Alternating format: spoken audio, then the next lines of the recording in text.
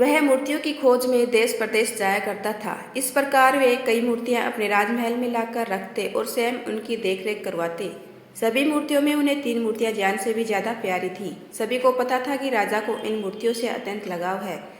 एक दिन एक सेवक इन मूर्तियों की सफाई कर रहा था। तभी गलती से उसके हाथों से एक मूर्ति टूट गई। जब राजा को यह बात पता चली, मृत्युदान दे दिया। सजा के सुनने के बाद सेवक ने अन्य 2 मूर्तियों को भी तोड़ दिया। यह देखकर सभी को आश्चर्य हुआ।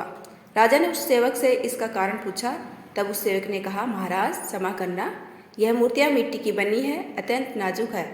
अमरता का वरदान लेकर तो नहीं आई है, आज नहीं तो कल टूट ही जाती। अगर मेरे जैसे किसी प्राणी से टूट जाती तो उसे अकारण ही मृत्युदंड का भागी बनना पड़ता। मुझे 2 मूर्तियों को तोड़कर उन 2 व्यक्तियों की जान बचा ली।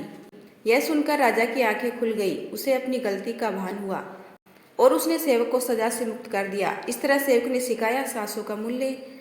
न्यायाधीश के आसन पर बैठकर अपने निजी प्रेम के चलते छोटे से अपराध के लिए मृत्युदंड देना उस आसन का अपमान है। एक उच्च आसन पर बैठकर हमेशा उसका आदर करना चाहिए। राजा हो तो मृत्युदंड मिल ही चुका है, इसलिए मैंने ही अन्य 2 मूर्तियों को तोड़कर उन 2 व्यक्तियों की जान बचा ली। यह सुनकर राजा की आंखें खुल गई।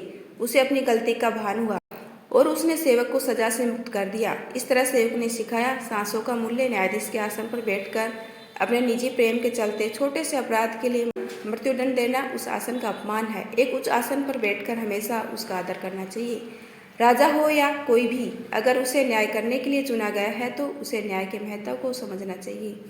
मूर्ति से राजा को प्रेम था, लेकिन उसके लिए सेवक को मृत्युदंड देना न्याय के विरुद्ध था। न्याय की कुर्सी पर बैठकर किसी को भी अपनी भावनाओं से दूर हटकर फैसला देना चाहिए।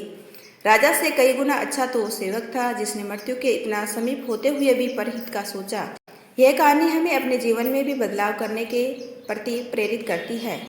कभी कभी हमारी प्रिय वस्तु के टूट जाने अथवा खो जाने पर हम अपनों पर ही गुस्सा करते हैं। हम एक वस्तु और रिश्ते के फर्क को भूल जाते हैं और अनादर करने लगते हैं, जो कि गलत है। यह कहानी हमें शिक्षा देती है कि आवेश में वो न्याय का महत्व बहुत बड़ा होता है। न्यायाधीश ईश्वर तुल्य होता है। अगर ईश्वर भी भक्तों में प्रिय एवं अप्रिय देखने लगे तो संसार का रूप ही बदल जाए। सेवक ने बताया, सांसों का मूल्य, न्याय का महत्व। यह कहानी आपको कैसी लगी, कमेंट के द्वारा हमें जरूर बताइए। यदि आपको मेरा छोटा सा प्रयास अच्छा लगा हो तो चैनल को लाइक, शेयर एंड सब्सक्राइब कीजिए। आपका अपना कीमती समय देने के लिए दिल से धन्यवाद।